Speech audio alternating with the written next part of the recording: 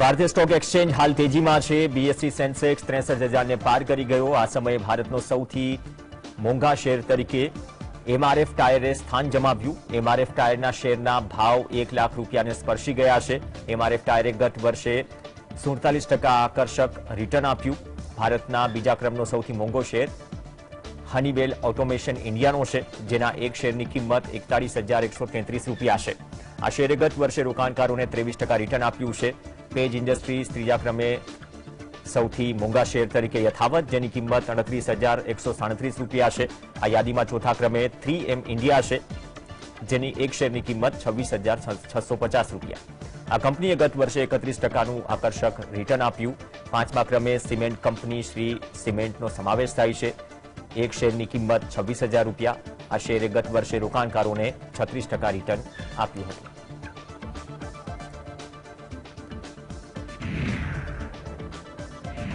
મંગળવારનું trading session ભારતીય share બજાર માટે અત્યંત સુકન્યાળ સાબિત થયું। એફએમસીજી અને કન્ઝ્યુમર ડ્યુરેબલ્સ શેરોમાં રોકાણકારોની ખરીદીના કારણે બજારમાં જોરદાર તેજી જોવા મળી। આ તેજીમાં બીએસઈ સેન્સેક્સ ફરી 63,000 ને આંકડો પાર કરી ગયો। આજના કારોબારના અંતે બીએસઈ સેન્સેક્સ 418 પોઈન્ટના ઉછાળા સાથે 63,143 અને નેશનલ સ્ટોક એક્સચેન્જનો નિફ્ટી 114 પોઈન્ટના ઉછાળા સાથે 18,716 પોઈન્ટ પર બંધ રહ્યો। આજના કારોબારમાં એફએમસીજી અને consumer durables stocks, banking, IT, pharma, metals, energy, media, real estate, infra, healthcare અને ઓઇલ એન્ડ ગેસ સેક્ટરના શેર ઉછાળા સાથે બંધ રહ્યા। સેશનમાં માત્ર ઓટો સેક્ટરના શેરમાં જ ઘટાડો થયો। મિડ કેપ અને સ્મોલ કેપ શેરમાં પણ ઝડપી ગતિએ બંધ થયા।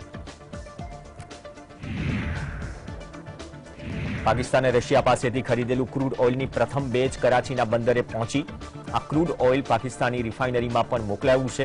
હાલ પાકિસ્તાનને રશિયાથી આવેલું 45,000 મેટ્રિક ટન ક્રૂડ ઓઇલ મળ્યું છે અને તેની બીજી ખેપ ટૂંક સમયમાં જ પાકિસ્તાન પહોંચશે। રશિયાનું ક્રૂડ ઓઇલ પાકિસ્તાન પહોંચ્યા બાદ વડાપ્રધાન શહબાઝ શરીફ ખુશ થયા। બીજી તરફ આ બાબતને પીટીઆઈ પાર્ટીના સમર્થકો ઇમરાન ખાનની સિદ્ધિ ગણાવી રહ્યા છે।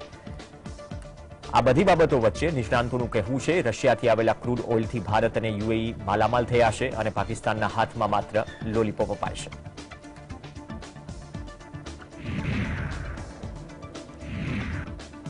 અમેરિકા હાલ 2008 બાદ સૌથી ખરાબ સમયમાંથી આર્થિક રીતે પસાર થઈ રહ્યું છે। બાઇડન પ્રશાસન માંડ અમેરિકાને નાદાર થતા બચાવી શક્યું, ત્યાં નવી આફત આવી ચડી। અમેરિકન કંપનીઓએ 2022ના રેકોર્ડને તોડીને આ વર્ષે મે મહિનામાં નોકરીમાં આઘાતજનક કાપની જાહેરાત કરી। એક રિપોર્ટ અનુસાર મે મહિનામાં અમેરિકામાં 80,000થી વધુ નોકરીઓમાં છટણી થશે।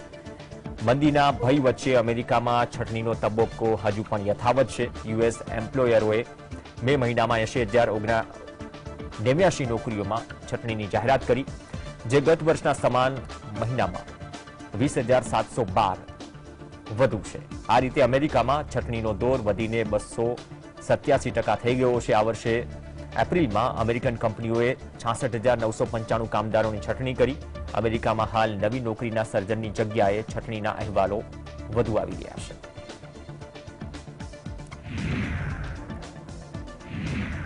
અમેરિકામાં વસતા હિન્દુઓ સમિટનું આયોજન કરી રહ્યા છે। તેનો મુખ્ય હેતુ અમેરિકાના રાજકારણમાં હિન્દુઓને મજબૂત કરવાનો છે। આ સમિટમાં ભારતના વડાપ્રધાન મોદી ખાસ હાજર રહેશે। આ વિશે માહિતી આપતા અમેરિકન ફોર હિન્દુઝના ચેરમેન અને સ્થાપક રોમેશ ઝાપરાએ કહ્યું કે અમે અમેરિકામાં વડાપ્રધાન મોદીનું સ્વાગત કરવા ઉત્સુક છીએ। હિન્દુઓ દરેક ક્ષેત્રમાં આગળ છે, પરંતુ અમેરિકાના રાજકારણમાં હિન્દુઓની ભાગીદારી ઓછી છે। આથી અમે આ સમિટ દ્વારા અમેરિકામાં હિન્દુઓને મજબૂત કરવા માંગીએ છીએ। Businessmen, scientists, researchers, but in politics we have been unable to get to the same level. So first time we are getting all the leaders, the Hindu American leaders, as well as the organization. There are 20 different organizations getting together, 130 people, and we have Kevin McCarthy, who is the Speaker of the United States of America, and many other representatives who are going to join us, inspire all these leaders to get engaged politically also and get their children and the next generation get involved into the political arena as well. Serbian tennis star Novak જોકોવિચ French ઓપનમાં record break 23મું grand title જીત્યું અને આ સાથે જ Carlos અલ્કારેઝ, જે રેન્કિંગમાં number 1 પર હતો, તેનું રેન્કિંગ નંબર 1 છીનવાઈ પણ ગયું। તો ટેનિસ રેન્કિંગની વાત કરીએ તો સ્પેનના લેજન્ડ સ્ટાર રફેલ નડાલ 20 વર્ષમાં પ્રથમ વખત રેન્કિંગમાં ટોપ 10 માંથી બહાર થયા. જોકોવિચ પહેલા પણ નંબર 1 ટેનિસ ખેલાડી રહી ચૂક્યો છે, પરંતુ ઓસ્ટ્રેલિયન ઓપનની એક સિઝનમાં ન રમવાના કારણે તેને રેન્કિંગમાં નુકસાન ભોગવવું પડ્યું. 36 વર્ષીય જોકોવિચે અઠવાડિયાના અંતે પેરિસમાં જીત મેળવ્યા બાદ રેન્કિંગમાં 2 સ્થાનની છલાંગ લગાવી. ટુર્નામેન્ટની સેમીફાઇનલમાં સ્પેનના અલ્કારેઝને હરાવ્યો હતો. અલ્કારેઝ બીજા સ્થાને આવી ગયો છે, જ્યારે પહેલા રાઉન્ડમાં બહાર થઈ ગયેલા ડેનિલ મેડવેડેવ એક સ્થાન નીચે ત્રીજા ક્રમે છે. રોલેન્ડ ગેરોસના રનરઅપ કેસ્પર રૂડ ટેનિસ રેન્કિંગમાં ચોથા ક્રમે છે. મહારાષ્ટ્રમાં કેબિનેટ વિસ્તરણને લઈને રાજકીય આંદોલનો વધી રહ્યા છે. રાજકીય વર્તુળોમાં એવી ચર્ચા છે કે ભાજપ હાઈકમાન્ડે શિંદે જૂથના 5 મંત્રીઓને હાંકી કાઢવાની સલાહ આપી. જે 5 મંત્રીઓમાં આરોગ્ય મંત્રી સંદીપન, કૃષિ મંત્રી અબ્દુલ સત્તાર, પાણી પુરવઠા મંત્રી ગુલાબ પાટીલ અને સંજય રાઠોડનો સમાવેશ થાય છે. ભાજપ હાઈકમાન્ડ શિંદે જૂથના 5 મંત્રીઓની કામગીરીથી નારાજ છે.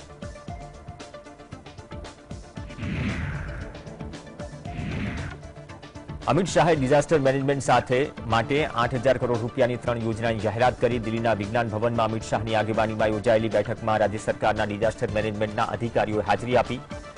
ગૃહમંત્રીએ કહ્યું કે અમદાવાદ, મુંબઈ, પુણે, ચેન્નઈ, કોલકાતા સહિતના શહેરોમાં 5,000 કરોડ રૂપિયાના ખર્ચે ફાયર વિભાગનું વિસ્તૃતીકરણ થશે. કહ્યું કે સરકારે છેલ્લા 9 વર્ષમાં ઘણી ઉપલબ્ધિઓ મેળવી છે અને કોઈ તેને નકારી ન શકે.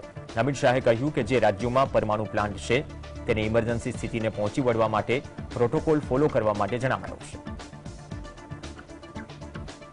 तुष्ट होकर नहीं बैठ सकते, क्योंकि आपदाओं ने अपना स्वरूप भी बदला है, आपदाओं की फ्रीक्वेंसी भी बढ़ी है और आपदाओं की तीव्रता भी बढ़ी है. तो हमने हमारी तैयारियों को इसके साथ ज्यादा पैनी करनी पड़ेगी और ज्यादा व्यापक भी करनी पड़ेगी. બિપોરજોય વાવાઝોડું તેની પ્રચંડ ગતિથી આગળ વધી રહ્યું છે. 15 જૂનની આસપાસ વાવાઝોડું સૌરાષ્ટ્ર, કચ્છ તેમજ પોરબંદરના દરિયાકાંઠે ત્રાટકે તેવી શક્યતા. કેન્દ્ર સરકાર અને રાજ્ય સરકાર દ્વારા એનડીઆરએફની 21 જેટલી ટીમ બનાવી સ્ટેન્ડ બાય રખાઈ છે. આ ઉપરાંત આર્મીની ટીમ પણ ગુજરાત મોકલવામાં આવી છે. કેન્દ્રીય મંત્રી મનસુખ માંડવિયાએ મંગળવારે આર્મીની ટીમ સાથે મુલાકાત કરી તેમજ જરૂરિયાત અને જરૂરી સામગ્રીની તૈયારીઓનું નિરીક્ષણ કર્યું. બિપોરજોય વાવાઝોડાની સ્થિતિ વિશે વાત કરતા હવામાન વિભાગના ડિરેક્ટર ડોક્ટર મૃત્યુંજય મહાપાત્રાએ કહ્યું કે કચ્છ અને સૌરાષ્ટ્રના તટીય ક્ષેત્રોમાં વાદળોના કારણે ગાજવીજ સાથે વરસાદ પડ્યો. આગામી 14 અને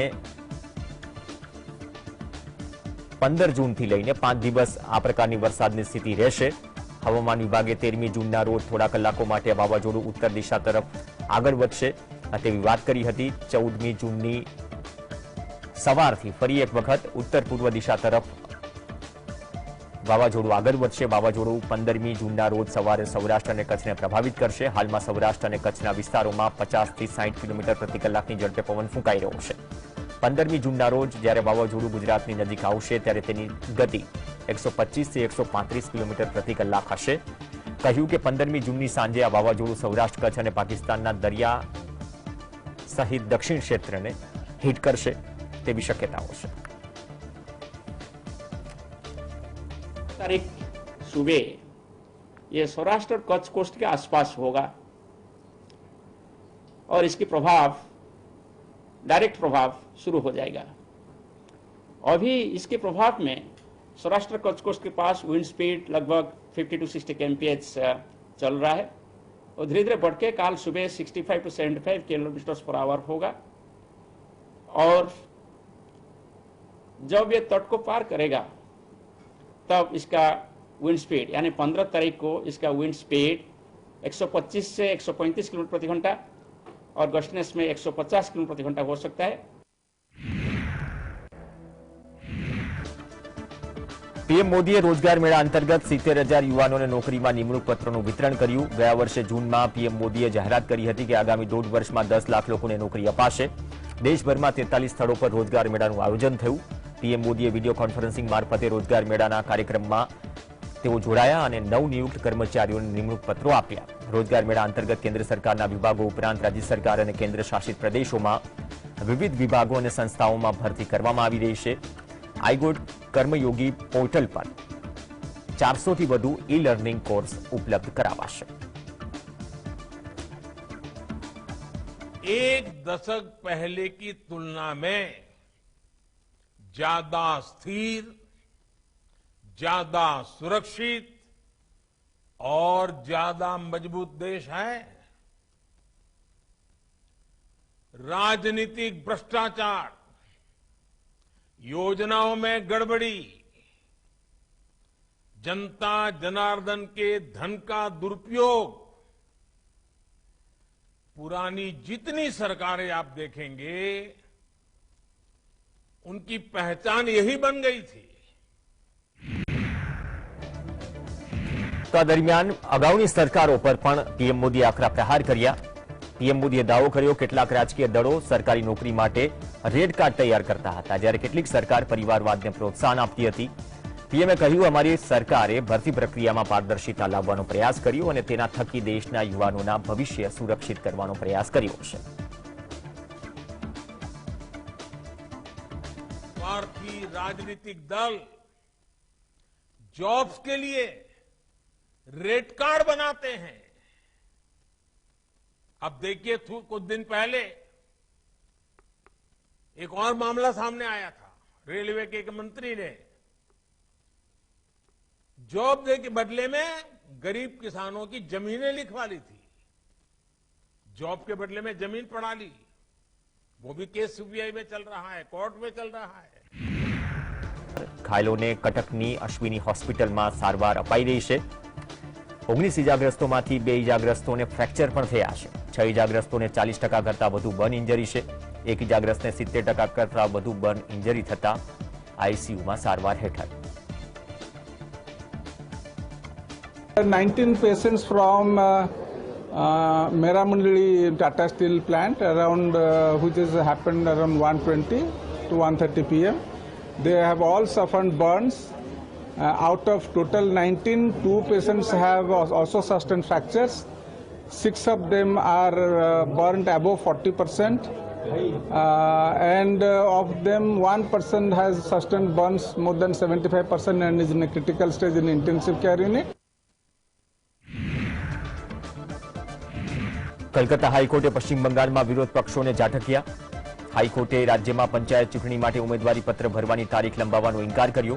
બંગાળ પંચાયતની ચૂંટણીની તારીખોની જાહેરાત બાદ કલકત્તા હાઈકોર્ટમાં 2 જાહેર હિતની અરજી થઈ, જેમાં રાજ્ય ચૂંટણી પંચ દ્વારા પંચાયતની ચૂંટણી માટે બહાર પાડવામાં આવેલા જાહેરનામાના કેટલાક ભાગને પડકારવામાં આવ્યા। એક અરજી પ્રદેશ કોંગ્રેસ અધ્યક્ષ અધિરંજન ચૌધરી અને બીજી અરજી શુભેન્દુ અધિકારી દ્વારા દાખલ થઈ। પશ્ચિમ બંગાળમાં 8 જુલાઈએ ગ્રામ પંચાયત, પંચાયત સમિતિ અને જિલ્લા પરિષદ માટે ચૂંટણી યોજાવાની છે।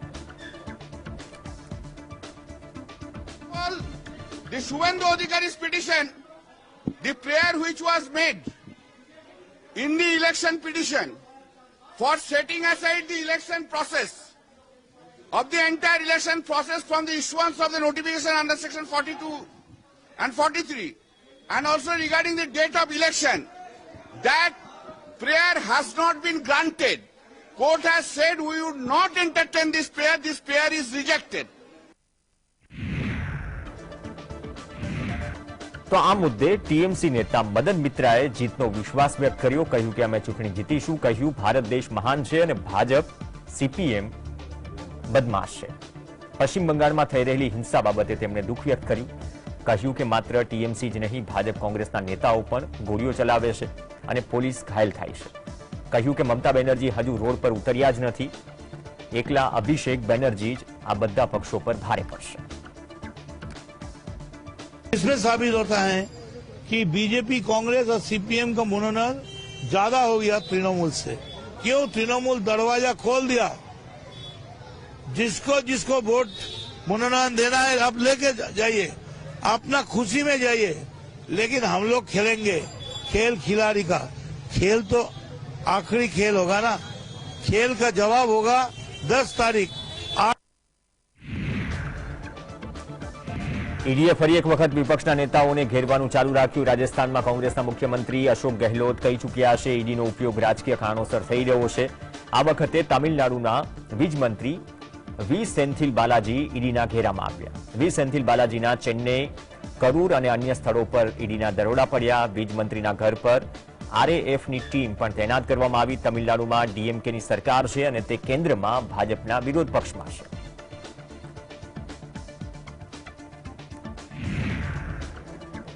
રાજસ્થાનમાં શિક્ષકની ભરતીમાં કથિત ગેરરીતિના આરોપ સાથે રાજધાની જયપુરમાં ભાજપના કાર્યકર્તાઓએ વિરોધ કર્યો. આ વિરોધ પ્રદર્શનને વિખેરવા માટે ગેહલોત સરકાર દ્વારા પ્રદર્શનકારીઓ પર વોટર કેનન પણ ચલાવાઈ. પ્રદર્શનકારીઓ જયપુરમાં આવેલા સચિવાલય સુધી માર્ચ કાઢવાના હતા. ચાલુ મહિને ઈડીએ રાજસ્થાનમાં ઘણી જગ્યાઓ પર કથિત પેપર લીક મુદ્દે દરોડા પાડ્યા. અશોક ગેહલોતે કેન્દ્ર સરકારની ઝાટકણી કાઢતા કહ્યું કે મોદી સરકાર તપાસ એજન્સીઓનો દુરુપયોગ કરી રહી છે.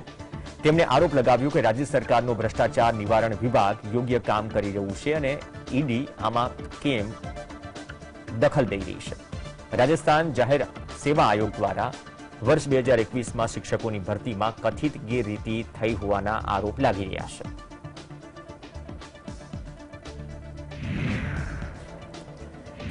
કોંગ્રેસ પ્રવક્તા સુપ્રિયા ફરી એક વખત ભાજપ પર શાબ્દિક પ્રહાર કરતા જોવા મળ્યા. ભાજપની પ્રેસ કોન્ફરન્સ પર વાત કરતા તેમણે કહ્યું, લોકશાહીની હત્યા કરવા માટે ભાજપ દ્વારા પ્રેસ કોન્ફરન્સનું આયોજન કરાયું હતું. પોતાના હક માટે લડી રહેલા ખેડૂતોને ભાજપ દ્વારા મવાલી, ખાલિસ્તાની, પાકિસ્તાની અને આતંકી કહેવામાં આવી રહ્યા છે. ભાજપની આ ભાષા પરથી લાગે છે કે ભાજપ લોકશાહીની હત્યા કરી રહી છે. वो मदर ऑफ डेमोक्रेसी में मर्डर ऑफ डेमोक्रेसी लगातार कैसे किया जा रहा है, उसी को उजागर करने का, उसी सच को बताने का है. सोचिए कि जब 3 काले कृषि कानून आए थे, किसान विरोधी कानून, और उन किसानों का दमन किया जा रहा था. ભોપાલમાં મધ્યપ્રદેશ સરકારના અલગ અલગ વિભાગોના કાર્યાલય ધરાવતા સતપુરા ભવનમાં આગ લાગી હતી, જેના પર લગભગ 14 કલાકની ભારે જહેમત બાદ આગ પર કાબુ મેળવાયો. આ વિશે વાત કરતા પ્રદેશના પૂર્વ મુખ્યમંત્રી અને કોંગ્રેસના નેતા કમલનાથે સવાલ ઉઠાવતા કહ્યું કે આગ લાગી કે લગાડવામાં આવી. તેમણે કહ્યું કે આ પણ ભ્રષ્ટાચારનો એક ઉદાહરણ છે. કોંગ્રેસના નેતાએ કહ્યું કે અત્યાર સુધીમાં કહેવાયું કે 12,000 ફાઇલ સળગી ગઈ છે. તેમણે કહ્યું કે આ એક મોટો ભ્રષ્ટાચારનો મામલો છે. તેની સંપૂર્ણ સ્વતંત્ર તપાસ स्वतंत्र एजेंसी પાસે થવી જોઈએ. ये एक और भ्रष्टाचार का उदाहरण है. ये क्या आग लगी या आग लगाई गई, प्रश्न ये है. किस तरह 12,000 फाइल, अभी तक तो बोला है कि 12,000 फाइलें जली हैं, पता नहीं कितने हजारों फाइल जली हैं. उसका क्या लक्ष्य था, क्या उद्देश्य था. ये एक बहुत बड़ा भ्रष्टाचार का मामला है और इसमें पूरी जांच होनी चाहिए. स्वतंत्र एजेंसी से जांच होनी चाहिए. લોકસભાની ચૂંટણી નજીક આવી રહી છે. નીતિશ કુમાર વિપક્ષી દળોને એકજૂટ કરવાના પ્રયાસોમાં. પ્રદેશની ગઠબંધન સરકારો વિરોધ કરનાર લોકોનો અવાજ દબાવવાનો પ્રયાસ કરે છે. કેન્દ્રીય મંત્રી રાજીવ ચંદ્રશેખરે જેક ડોર્સેના દાવાને જૂઠ્ઠો ગણાવ્યો.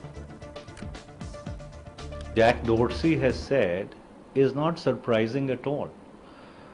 In the past 9 years, after 2014, there has been a systematic erosion of the freedom of speech and expression and civil liberties in the country. Unfortunately, this phenomena is not confined to the central government alone. Certain state governments also have been equally draconian. તેલંગાણાના મુખ્યમંત્રી કે Chandrashekhar રાવની party Bharat રાષ્ટ્રીય સમિતિએ મહારાષ્ટ્ર વિધાનસભા ચૂંટણી પહેલા રાજ્યમાં તેમના મૂળિયા સ્થાપિત કરવાનું શરૂ કર્યું. પાર્ટીના એક નેતાએ મહારાષ્ટ્રના 15,000 ગામડાઓમાંથી લગભગ 3.5 લાખ નવા કાર્યકર્તાઓને સામેલ કરવાનો દાવો કર્યો. બીઆરએસ પ્રમુખ અને તેલંગાણાના સીએમ રાવે ગયા મહિને મહારાષ્ટ્રના તમામ 288 વિધાનસભા મતવિસ્તારો સુધી પહોંચવાના ઉદ્દેશ્ય સાથે પાર્ટીનું વિસ્તરણ અભિયાન શરૂ કર્યું હતું. બીઆરએસના કિસાન સેલના વડા માણિક કદમે જણાવ્યું કે તેમની પાર્ટીએ તેમના ઓનલાઈન પ્લેટફોર્મ દ્વારા મહારાષ્ટ્રમાં અત્યાર સુધીમાં 2 લાખ નવા પાર્ટી કાર્યકર્તાઓને જોડ્યા છે.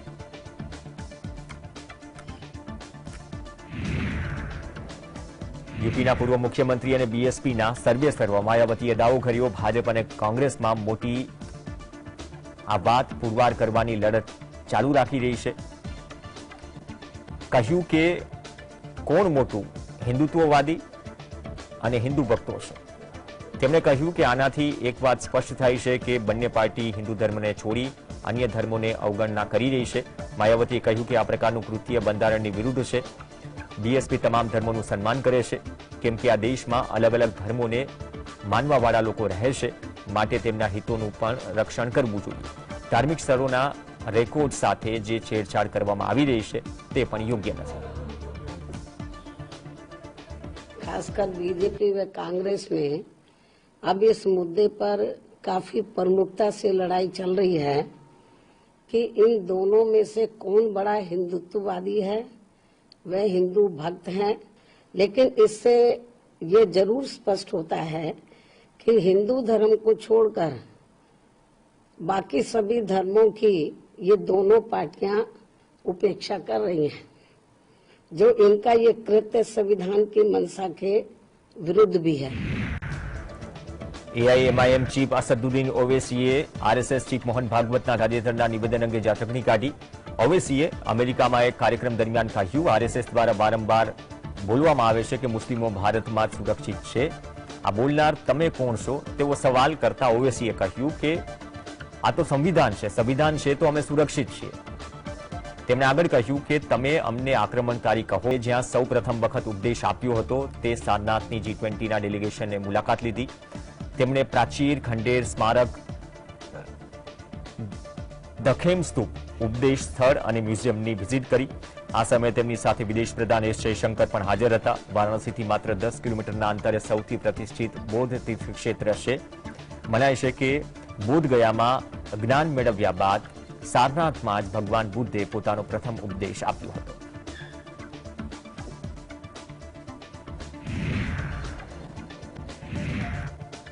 વર્ષ 2002માં ગુજરાતમાં થયેલા કોમી રમખાણો દરમિયાન વડોદરામાં આવેલી બેસ્ટ બેકરીને સળગાવવામાં આવી હતી. આ કેસમાં મુંબઈની કોર્ટે 2 આરોપીઓને નિર્દોષ છોડ્યા. મુંબઈની સેશન્સ કોર્ટે આ કેસમાં 2 આરોપી મફત ગોહિલ અને હર્ષદ સોલંકીને દોષમુક્ત જાહેર કર્યા. બેસ્ટ બેકરીમાં થયેલી હિંસામાં કુલ 14 લોકોના મોત થયા હતા. બંને આરોપી મફત ગોહિલ અને હર્ષદ સોલંકી સામે આઈપીસીની કલમ હેઠળ હત્યાના પ્રયાસનો ગુનો નોંધાયો હતો. આ કેસના અન્ય 2 આરોપી રિંકુ ગોહિલ અને જયંતિ ગોહિલ કેસની ટ્રાયલ દરમિયાન જેલમાં મૃત્યુ પામ્યા. વર્ષ 2000